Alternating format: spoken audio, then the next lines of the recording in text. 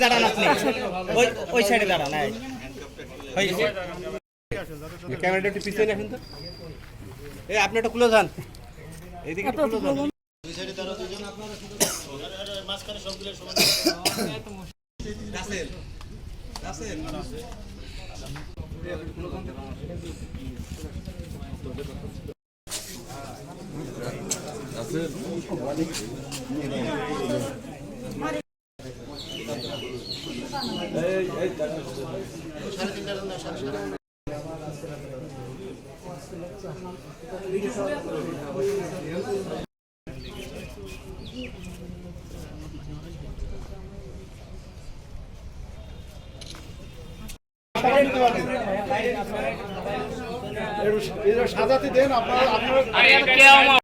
কিছু সংখ্যক মানব পাচারকারীরা চেষ্টা করছে আমাদের এলাকা দিয়ে তাদের বিভিন্ন মানুষকে পাচার করতে। মূলত তারা নারীদেরকে পাচার করে থাকে।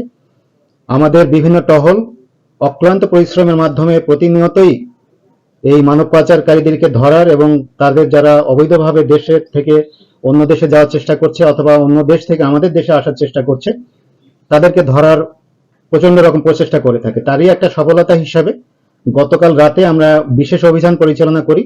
সেই বিশেষ অভিযানের ফলে আমরা একটি মাইক্রোবাস সহ, মাইক্রোবাসের ড্রাইভার যে অ্যাকচুয়ালি সহকারী হিসাবে কাজ করেছে দালালকে আমরা ধরতে পারিনি। তার নাম ঠিকানা সমস্ত কিছুই আমাদের কাছে আছে। তাকে ধরার জন্য আমাদের অভিযান অব্যাহত রয়েছে।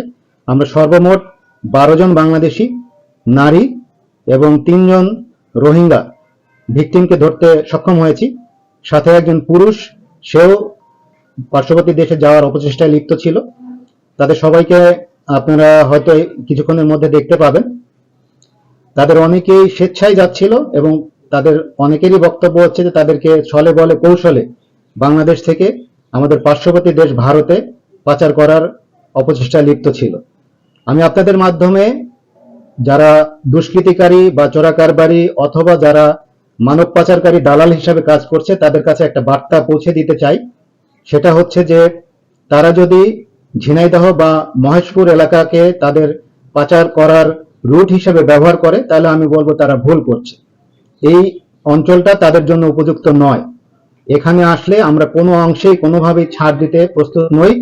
তাদের বিরুদ্ধে যথাযথ ব্যবস্থা চলমান আছে এবং তাদেরকে ধরতে পারলে তাদেরকে আমরা উপযুক্ত শাস্তির মুখোমুখি করতে বদ্ধপরিকর। ধন্যবাদ।